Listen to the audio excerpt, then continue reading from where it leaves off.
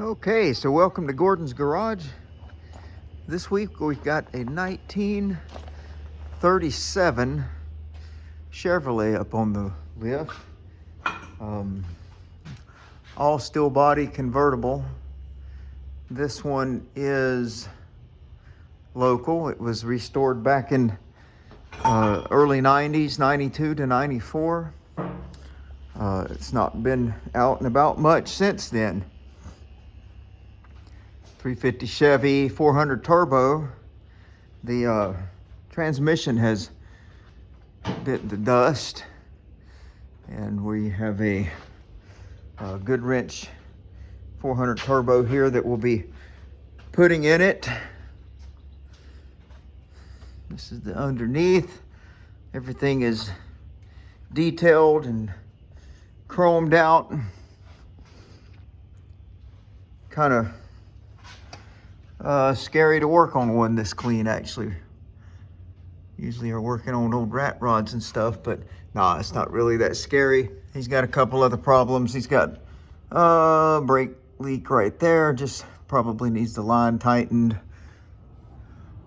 Oil leak on his fuel pump there. A couple little issues like that we're going to take care of as well. But first off, we're going to get this transmission replaced. The drive shaft out. He's even got the drive shaft painted. Chrome leaf springs. So let's get to it. Let's see. So I've got my transmission lines loose, vacuum modulator loose. Got the flywheel cover hanging down. Somebody has cut that in the past, probably to accommodate that high torque starter. I'm sure that wasn't done until later on, but I think we can just leave that hanging there. I don't think I need to get it all the way out. I can get to my torque converter bolts right through this passage here. I may even be able to leave the starter hanging on the engine block. I think I can. That'll be a plus. Just turn the engine, turn the flywheel to get to those torque converter bolts. I usually just take a pry bar like that, push it against the teeth, and the motor will turn. We should have this out of here in no time flat. No time flat. We just got to pay a little close attention to details. They're not going to show the car underneath anymore, so we're not painting the new transmission. I will still try to be careful about scratches on the firewall and all that kind of stuff, but things like that's kind of aggravating. They got little covers over the bolts. They got to be popped off, that kind of stuff. But I'm not sure yet if I'll have to swing these header pipes out of the way. I think I probably will, because the wings on that transmission will probably surely hit it, but that's okay. It's just three bolts on each side, and those pipes are swing to the side. They're just hanging on a rubber grommet right there. So probably just be easier to go ahead and plan on doing that. That way I'm not fighting anything. Now what I do here, you see we've got, let me get my light. We've got this torque converter bolt that connects the flywheel to the torque converter, and you've got the nut on the back side of it. So what I'll do in a situation like this, and many of you guys already know this, but I know a lot of guys just getting started and they're watching and trying to learn, and that's good. But I've got a set of Mac. You can get them in Craftsman, you can get them probably in Pittsburgh or whatever now, but impact swivel sockets. That's a 9/16 swivel, and I've got it adapted to a 1/2-inch drive ratchet, but that helps me get up in there on that, you see. And I've always used air tools in the past, but here in the last year I've switched to electric, And these cobalts are working out really nice. The batteries hold a charge for a really long time. I don't have to run my air compressor so often. So, and I'm not gonna be able to hold my wrench, but we'll get a wrench on the back side of that and just, and this is gonna knock that loose. I'll have to put the camera down to get my nut on the back side, but see, easy.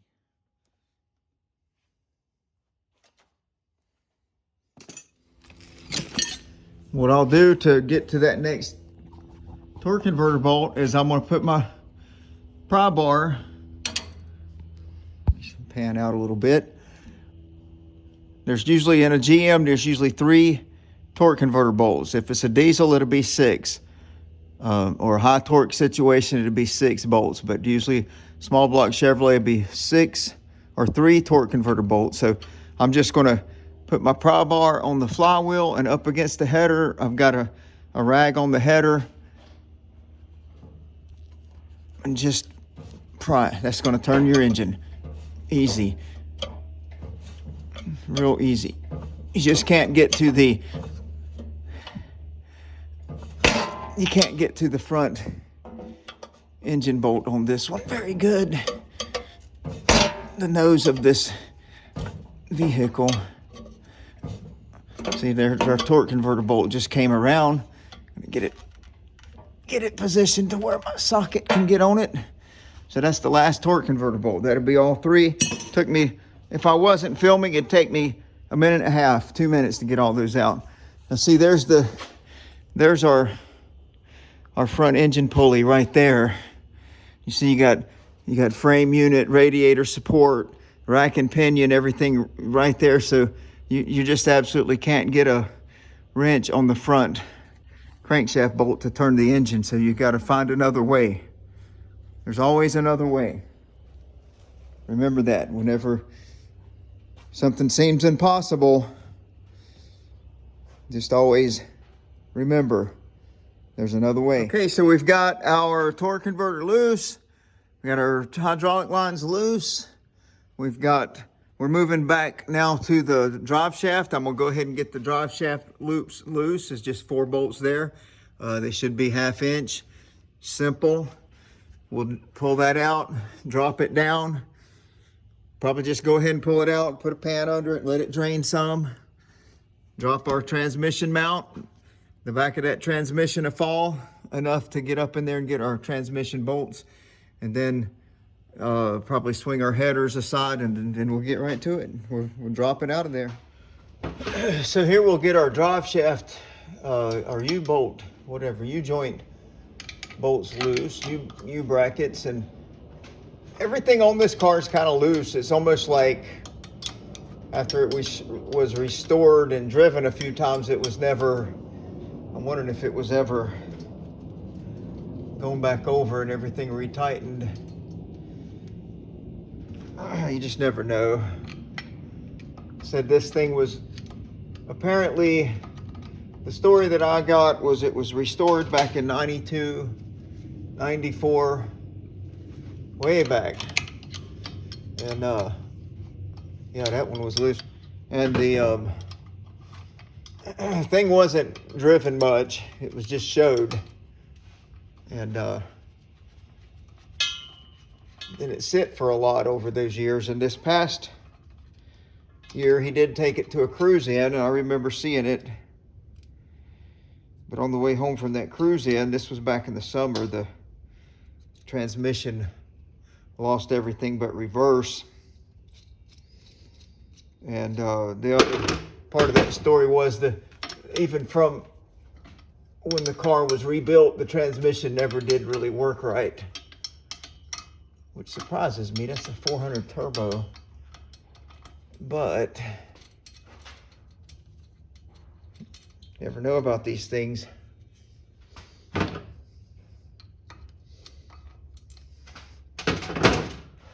When there's this much detail, that's real loose. All these bolts are loose on this car. When there's this much detail that goes into something, things are overlooked.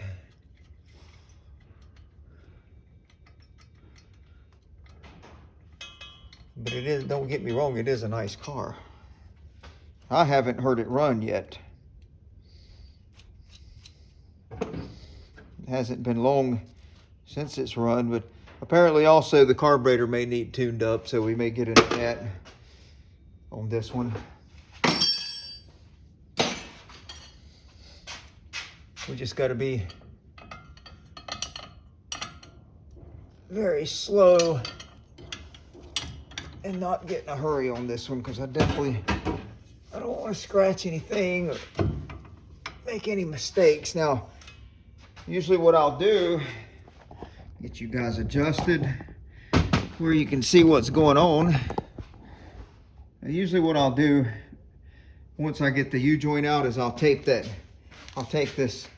some masking tape and wrap that U-joint up, whatever kind of tape you got. Sometimes you can even tie a rag around it just to keep the caps, those caps from falling off of the U-joint. If they fall and hit the ground, needle bearings that go everywhere.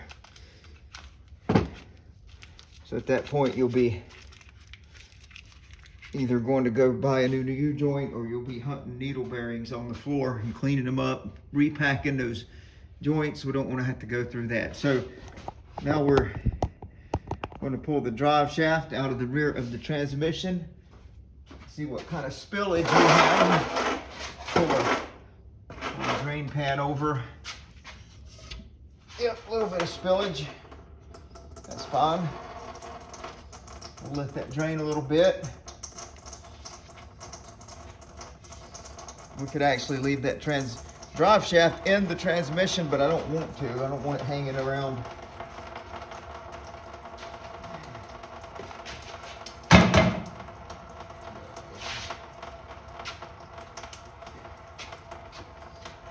I don't want it hanging, flopping around when we let that drive shaft down. All right, talk to you guys in a minute. We are going to take these exhaust pipes loose. I know they're going to be in the way. Just no doubt about it in my mind. Been there and done that too many times to try to fight that.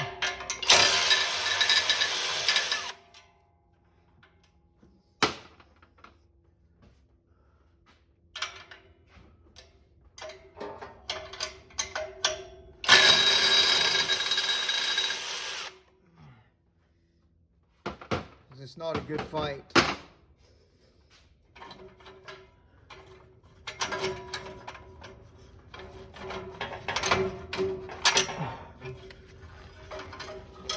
Yeah, those just swing right out of the way. Good deal.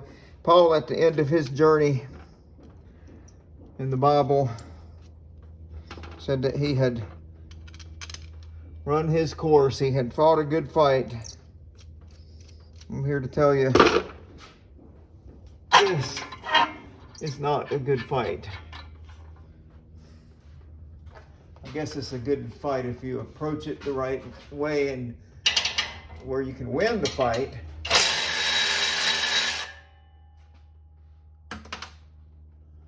I'm planning on winning it.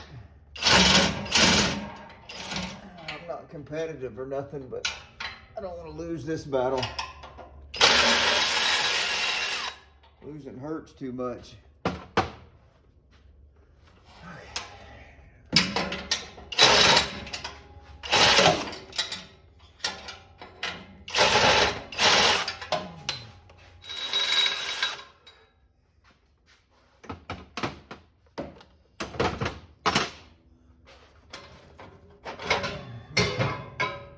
Yep. There. Guess we'll win this fight, or win this battle, by winning little small victories.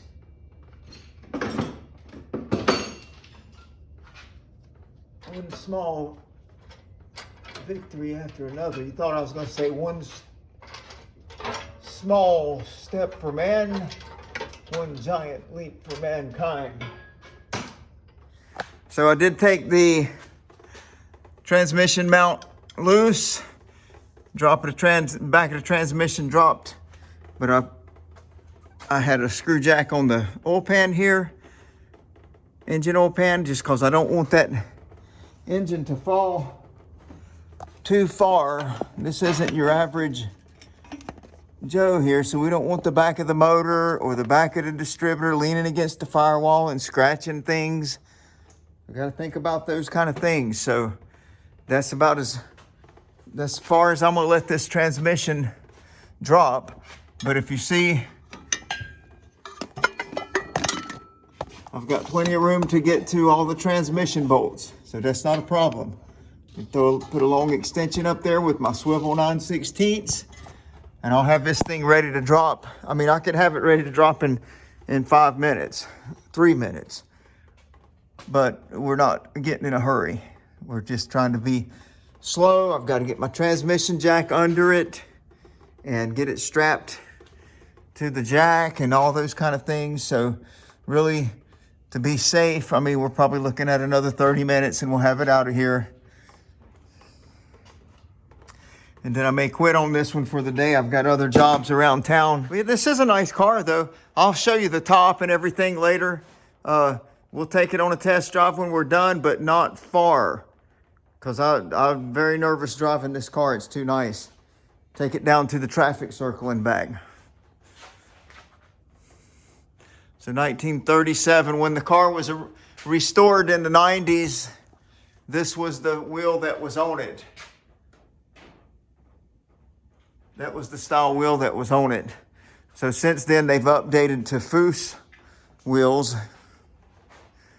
And from what I understand, they want to update from those wheels now. So the times change.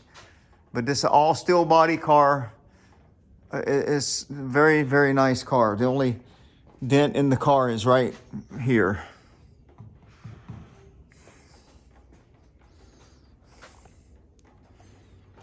Okay, so in this case, we're getting our transmission bolts loose. I've got this long extension. It's a 1/2-inch drive on one end, 3/8 on the other. I've had that extension for, I bet you, 30 years. It's I think it's a snap-on. I don't buy snap-on and Mac stuff anymore. Back 30 years ago, about the only place you could find anything real good was through those tool companies. But now things have changed.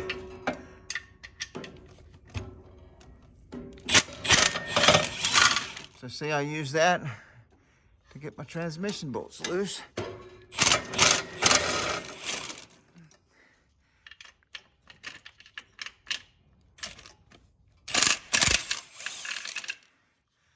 And that's all the transmission bolts. I've already done the other side. So we've got 1, 2, 3. So that's all 6 transmission bolts. And yes, I always just throw all my stuff into a bucket. I know where they go. Photographic memory helps. Okay.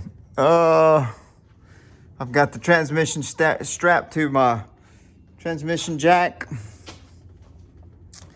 And we're gonna make a little bit of a mess here, I already know. Because I don't know, not sure how far up that dipstick tube goes. I think I'm gonna probably have to let it pop loose right here. And that's gonna spill all over the darn place, I'm sure. So, yeah, at this point, let's see, let's hang a light. Try to get you, we can just grab the tail shaft and probably, well, no, that ain't gonna be that easy. Where's my pry bar that I had? It's over here on this table. So, take the pry bar, we'll get up in here between the starter and the transmission housing, maybe we will. There it goes. I'm trying to get you guys to see that. See the transmission between, or the pry bar between the transmission and the engine block. So it came off the lineup pin on that side. And we're dark over here, but as much as I want to show you guys stuff, I got to get work done too. But we'll get right up in there with the pry bar and just see if we can pop that loose. They'll get, transmission's aluminum, so it'll get kind of corroded onto the back of those dowel pins, those lineup pins. But, oh boy. All right, I'm gonna have to set y'all down for a minute. Okay, so I've got you loose on both sides. See there?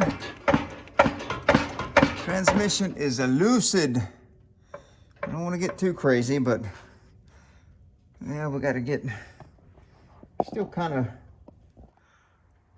on this lineup pin over here. Let me get my pry bar again, which is here. Get up in here between that starter and the transmission and pry that back. Get that off of there. All right, and at this point, I think we'll start letting it down just a little bit. Push my foot pedal here, that lets the jack down. Yeah, see, she jumped. So at this point, we just gotta kind of finagle it out, work it back, drop it down, move lines. We don't want to bend a bunch of stuff up to where it don't fit properly when we go back together. I don't see the top of that dipstick tube yet. We're gonna just keep going with it. Down, and then we'll come back.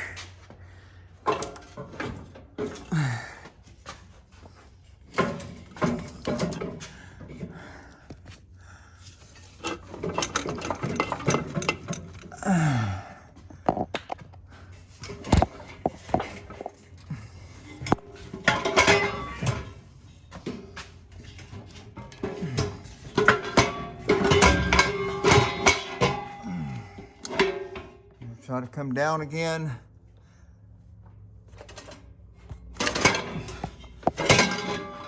Did. And the more we move around, the more fluid we're going to lose, so that's fine, but I'm trying to not make a huge mess so we don't have to clean so much up.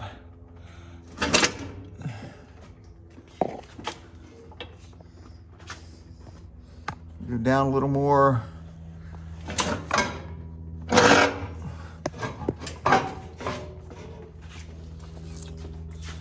Hanging on our exhaust over here. Our shift rod there is loose. It'd be nice if that dipstick tube would come out of there without pulling it from the transmission. I think I think it is. I think it's going to.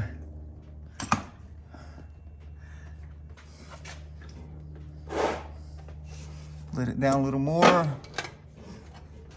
Come back a little more.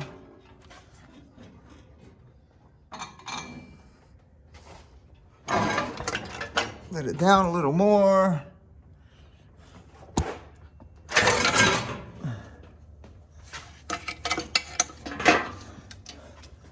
Sorry guys, this is such a process. It's just until I get to where I can hire me a cameraman. Yeah, like that's ever gonna happen. Then this is what it is.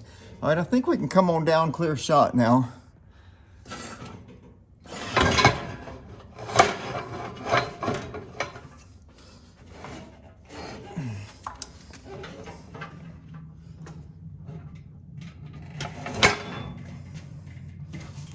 Now, for some reason, hanging on that exhaust. Dipstick tube is loose. Oh, there's what it is. It's on that exhaust. See, even taking the exhaust loose, it's in the way. So I know good and well if we would have left that exhaust hooked up, we would have been in a lot of trouble. All right, at this point, I'm gonna try to roll the whole assembly back.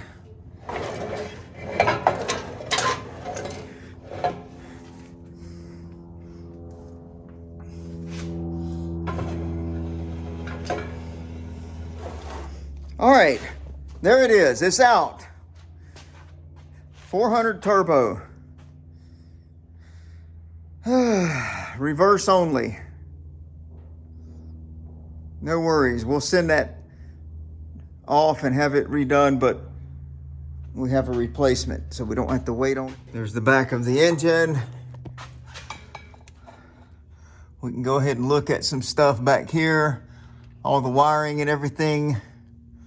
While we got the transmission out, there's the master shut-off switch. I need to look at some of that wiring because they had the battery was draining on it for some reason, and I did see that some of the loom was melted over there, so we may have some wires melted together. We'll let the engine sit on that screw jack, and then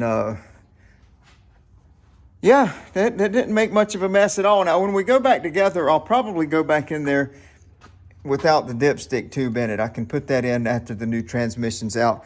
I just didn't want to pull that out yet, because as soon as I pull that out, it's going to just pour fluid everywhere.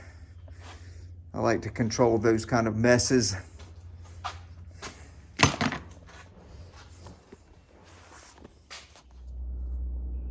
Okay, so 37 Chevy. Got the transmission out. I've got it in the bed of the truck. We're going to take it to our local transmission guy to rebuild it, because this one in here, there was some differences. That one's 6 inches longer. Oh my word.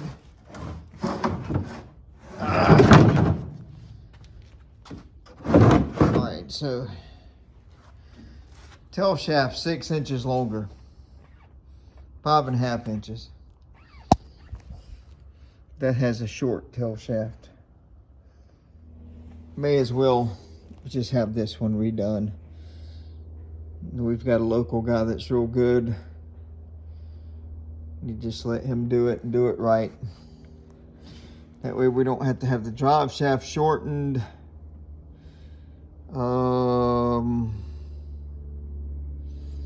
This one also doesn't, well, the place for the speedometer has a freeze plug in it, so I don't even know what we would run into there if we had to try to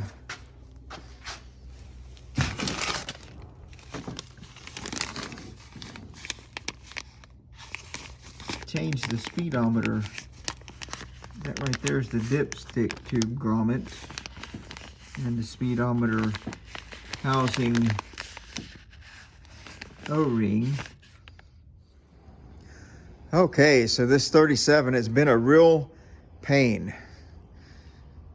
I mean, it should have just been simple. But as you know, we had to drop the transmission back out to change the flywheel, because the flywheel didn't match the new torque converter. Okay, so we got the flywheel mounted to the new block. I mean, the new flywheel mounted to the block, mounted to the torque converter. We got it shimmed properly and everything. And then the starter, this little mini starter, the starter gear was right on the flywheel, right on it. But it's not anymore. I've got it gapped properly now, but the shim that goes through that mounting block, or between the mounting block and the starter, you see, I've had to put 3 shims on it. I don't know how common that is, but it took 3 to get the proper distance between that starter tooth, or the starter gear, and the flywheel. I had ordered one shim kit. It already had one shim. I ordered one shim kit from Amazon and put it on there last week, and that wasn't enough. So I ordered 2 more shim kits, and this is the shim I'm talking about, that odd shaped one right there. And every time I order a set, it takes 2 or 3 days to get here. So we've had this car now on this lift for about 5 or 6 weeks. Good while. But hopefully now I'm within maybe 30 minutes of getting her all buttoned up and then cranking it. All right, so we've got the 37 set back down. We're going to put some fluid in it and get the battery charged. Got a couple battery posts down here. I guess the battery's behind this panel. So we'll slowly charge that and see if we can get it turning over. Now see, there's a... All right, she's running. Getting some fluid in her.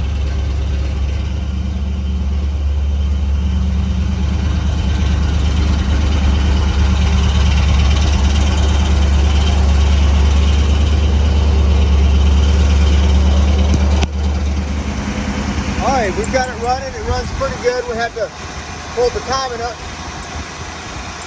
a hair. Good luck setting the timing, seeing the timing mark on it. You know it?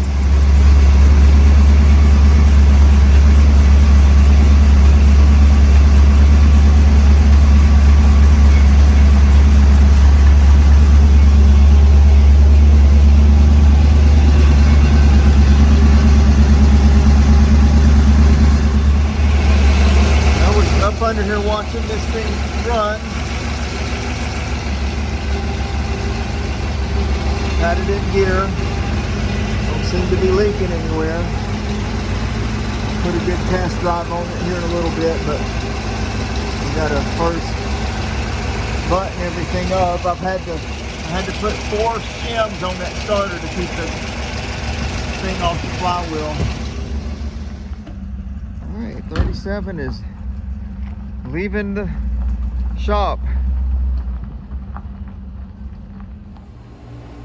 Hey guys, thanks for watching our video. This was actually a job that we did back in the winter.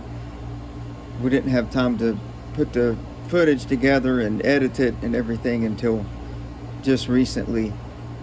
We didn't get to test drive this car. It worked out well. I really didn't want to drive it anyway. It was so nice. The transmission did work good and shifted good and everything, and the owner come and got it.